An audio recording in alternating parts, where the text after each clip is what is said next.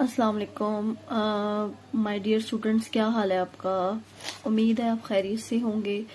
हम लोगों ने पहले नफ्सियात की जो सी फर्स्ट ईयर की किताब है वो स्टार्ट की थी और उसमें हमने नफ्सियात के मानी और मतलब वगैरह के बारे में हमने जानने की कोशिश की थी। उसके बाद फिर हमने नफ्सियात बतौर इल्मी किरदार और ज़हनी अमाल के बारे में मतलब हमने पढ़ा था कि psychology as a science of behaviour and mental process. ठीक है, आज हमारा जो टॉपिक है वो है नफ्सियात के मकासद के, what is the goal of psychology.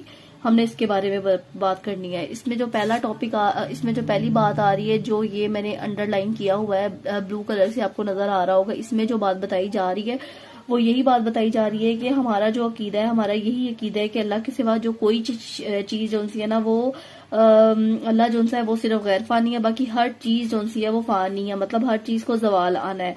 लेकिन जो माहिरीन नफ्सियात जो उनसे हैं वो उनका क्या दावा है, वो कहते हैं कि मुशाहिदे और मुताले का बेहतर तरीका साइंसी तरीकों का इस्तेमाल है। मतलब वो साइंस को प्रायोरिटी देते हैं, साइंस को मानते हैं और वो कहते हैं कि जो भी हम एक्सपेरिमेंट करते हैं वो साइंसी तरीकों से करते हैं तो वो ठीक होते हैं। उसके अलावा अगर हम साइंसी तरीके इस्तेमाल किए बगैर हम कोई भी काम करते हैं तो उसका जो सा होगा जो सोल्यूशन निकलेगा वो ठीक नहीं होगा, वो ऑथेंटिक नहीं होगा। ठीक है, उसके बाद नफ्सियात को साइंस बनने के लिए साइंसी तरीकों से अपने इल्म मुनज़्ज़म करने की जरूरत है। चुनांचे नफ्सियात को दो चीजों का खास ख्याल रखना चाहिए।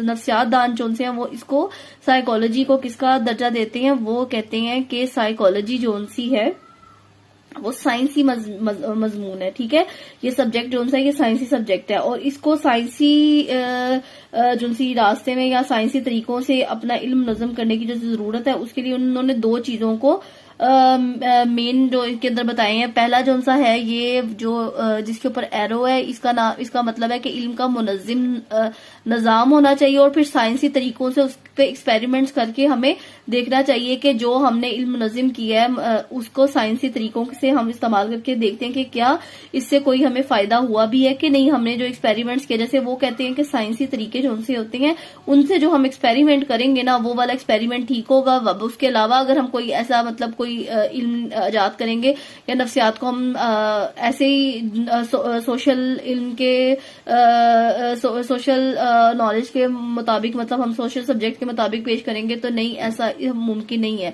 लेकिन अगर हम इसको साइंटिफिक मजमून बनाना चाहते हैं, इसको साइंटिफिक सब्जेक्ट कह सकते हैं, जैसे केमिस्ट्री बायोफिजिक्स है, इसको भी हम साइंटिफिक कह सकते हैं, तो हमें इसके अंदर क्या क्या करना पड़ेगा, बार बार एक्सपेरिमेंट करेंगे। और इसमें मैं आपको ये बताऊंगी कि एक्सपेरिमेंट जो से हैं वो इन्होंने किस पे किए हैं, वो इंसानों पर भी किए एक्सपेरिमेंट साइकोलॉजिस्ट ने और जानवरों पे भी किए हैं। उसके बाद इन्होंने तरीके इजाद किए हैं साइकोलॉजिकल। ठीक है,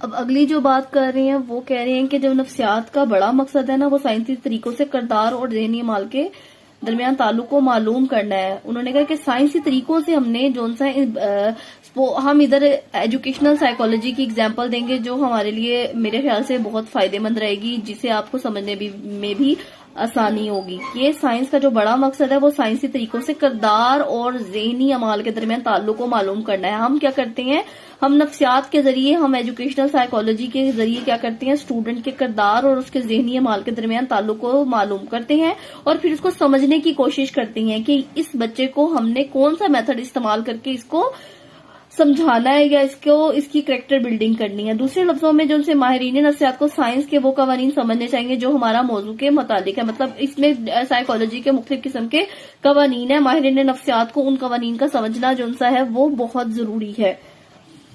साइंसी कानून से मुराद किसी मौजू से मुतल्लिक वो बयान है जिस पर साइंसदान को शवाहिद की बिना पर सच होने का यकीन हो। जैसे कि इसमें साइंटिफिक हम कहते हैं कि H2O फार्मूला है हमारा। ठीक है, तो H2O फार्मूला जब भी हम उसका एक्सपेरिमेंट करेंगे तो हमेशा हमारे पास H2O का जो फार्मूला होगा उसका एक ही हमारे पास आंसर आएगा। ठीक है, तो इसी तरह से अगर हम साइकोलॉजी के भी एक्सपेरिमेंट्स करते हैं तो हमारे पास रिजल्ट्स कौन से होंगे, हर दफा में सेम आएंगे और सेम आने के बाद हम उन एक्सपेरिमेंट्स को अपने स्टूडेंट्स पर अप्लाई करके उनकी करेक्टर बिल्डिंग कर सकते हैं, मतलब बच्चे के इंटेलेक्चुअल लेवल के मुताबिक हम उसको डील कर सकते हैं, हम उसको पढ़ा सकते हैं। माहिरीन नफ्सियात कई सालों में हैवानी और इंसानी किरदार के बारे में मालूमात हासिल करने में कामयाब हुए हैं। क्या कह रही हैं वो, जो साइकोलॉजिस्ट है वो बार बार एक्सपेरिमेंट्स करते हैं, वो इंसानों पर तो नहीं इतने ज्यादा एक्सपेरिमेंट्स करते, लेकिन साइकोलॉजिस्ट जो से उन्होंने इंसानों पे भी एक्सपेरिमेंट किए हैं और हैवानों पर भी एक्सपेरिमेंट्स किए हैं, और जानवरों पर उनके जो एक्सपेरिमेंट्स हैं वो ज्यादा जो से हैं वो फायदेमंद साबित हुए हैं, और उन्होंने जानवरों के किरदारों में भी तब्दीली लाने की बहुत ज्यादा कोशिश की है। अब उसके बाद आ रहा है हमारा नेक्स्ट पेज है, ये हमने पेज नंबर जो सा 3 हमने इसकी रीडिंग की थी। अब हमारा जो नेक्स्ट पेज नंबर है वो है पेज नंबर 4। अब ये जो ब्लू वाला मार्क हुआ है इधर, इसको मैंने हाईलाइट किया है, इसके अंदर हम पढ़ेंगे कि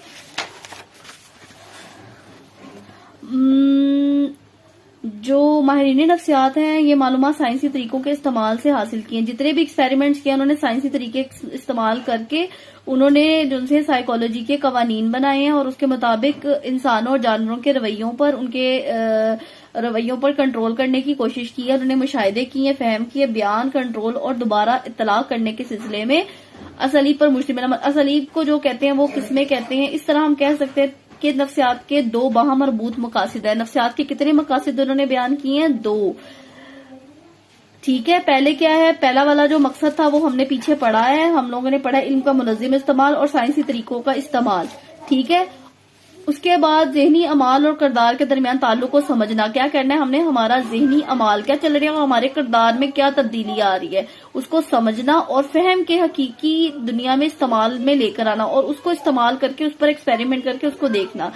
अब इसके बाद आ जाते हैं 2 जो से हैं वो साइकोलॉजिस्ट है, एक का नाम है हेफमैन और दूसरे का नाम है वर्नोई। 1997 में नफ्सियात के मदरसे 4 मकासिद बयान किए। पहले वो कितने मकासिद की बात कर रहे थे, वो सिर्फ 2 मकासिद की बात कर रहे थे, और अब कितने मकासिद की बात कर रहे हैं, वो 4 मकासिद की बयान कर रहे हैं। और इनके जो इन 4 मकासिद को जो नफ्सियातदान जो थे, माहिरीन नफ्सियात थे, वो उनका क्या नाम था आपने ये याद रखना है। एक का नाम था हेफमैन और एक का नाम था वर्नोई।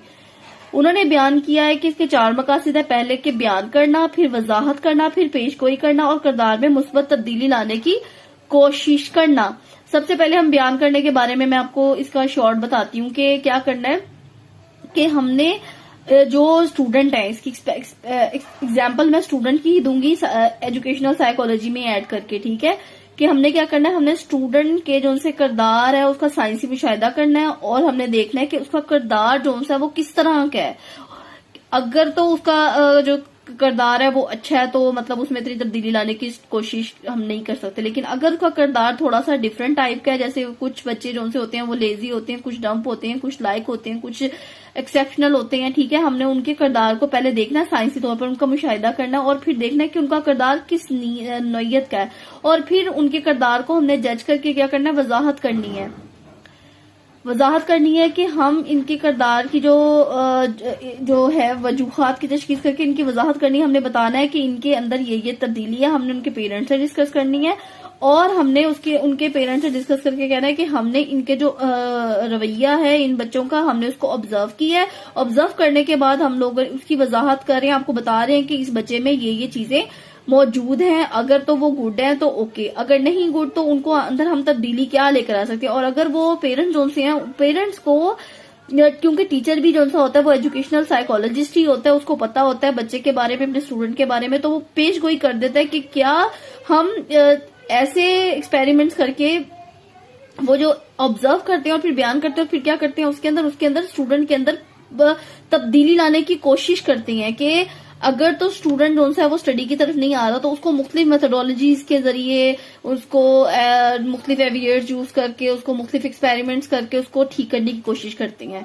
ठीक है, और बता देते हैं कि हम इसको इस तरह के साइंसी जो उनसे एक्सपेरिमेंट, साइंटिफिक एक्सपेरिमेंट से गुजारेंगे, और उसके बाद स्टूडेंट के अंदर तब्दीली आती है कि नहीं आती, और फिर उसके बाद क्या करेंगे, उसके बाद ये करेंगे कि अगर तो तब्दीली आ जाती है तो बहुत अच्छी बात है, तो अगर नहीं आती तो उसको मजीद मुख्तलिफ किस्म के और मजीद साइंटिफिक एक्सपेरिमेंट्स में से गुजारेंगे और फिर उसके अंदर तब्दीली लाने की कोशिश करेंगे। जैसे इसमें बयान हुआ है कि ये कोशिश भी करते हैं कि वो अपने तजुर्बात, मुशाहिदात और तहकीकात की रोशनी में हासिल करदा मालूमात और नताइज का तजजिया करके अफराद के मुस्तकबिल के किरदार की पेशन गोई करते हैं। वो बता सकते हैं मैं जौन सी हूँ, मेरे स्टूडेंट्स हैं, मैं अपने स्टूडेंट को जज करके बता सकती हूँ कि मेरे स्टूडेंट जौन से हैं वो उनका फ्यूचर क्या होगा, क्या ये इस फील्ड में जा सकते हैं।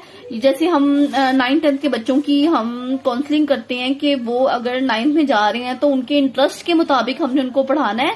अगर तो उनका साइंस में इंटरेस्ट है तो वो साइंस पढ़े, अगर उसमें इंटरेस्ट नहीं है और वो उसके ऊपर बर्डन महसूस करते हैं तो उनको चाहिए कि साइंस ना पढ़े। अब कुछ पेरेंट्स होते हैं वो बच्चों के ऊपर क्या करते हैं, जबरदस्ती करते हैं, उनको कहते हैं कि नहीं आप साइंस पढ़ो। जो एक और हमारे सोसाइटी में एक गलत किस्म का कॉन्सेप्ट है वो ये है कि पेरेंट्स कहते हैं कि जो बच्चे साइंस पढ़ रहे हैं वो लायक हैं और जो आर्ट्स पढ़ रहे हैं वो नालायक है। एक पहली बात तो ये आ जाती है, लेकिन हम बच्चे के हम उसके ऊपर नहीं जाते हैं कि बच्चे का अपना इंटरेस्ट जो से है वो बच्चे के क्या है, ठीक है, हम उसके ऊपर नहीं जाते और हम कोशिश नहीं करते कि बच्चे ने आगे बच्चे का क्या इंटरेस्ट है और वो क्या पढ़ना चाहता है, और अगर वो जो पढ़ना चाहता है कि क्या वो और अगर हम उसको साइंस जबरदस्ती पढ़ा रहे हैं तो क्या वो पढ़ पा रहा है कि नहीं पढ़ पा रहा, ठीक है। उसके बाद किरदार में मुस्बत तब्दीली लेकर आना। चौथा मकसद क्या है, पहले वाला मकसद था बयान करना, हमने उनको ऑब्जर्व किया। जाहिर सी बात है टीचर 8-10 साल से अगर एक बच्चे को पढ़ा रही है, सेक्शन हेड है, तो उसको पता होता है कि मेरा स्टूडेंट किस लिहाज का है, उसका इंटेलेक्चुअल लेवल क्या है। फिर वो वजाहत करते हैं, फिर वो पेशेंट गोई करते हैं कि क्या वो ये चीजें पढ़ेंगे, क्या इनके लिए फायदेमंद साबित होगी, क्या इनका इंटेलेक्चुअल लेवल इस लेवल का है भी कि नहीं। और फिर किरदार में मुस्बत तब्दीली लेकर आना कि अगर तो उनकी काउंसलिंग होगी, अगर तो बच्चे जो उनसे हैं वो उसके एक्सपेरिमेंट्स करेंगे, बार बार समझेंगे, तो क्या वो कामयाब हुए हैं कि नहीं हुए हैं, ठीक है। अब अभी जो हमारा है किरदार में मुस्बत तब्दीली लाना, अब हम ये पढ़ेंगे।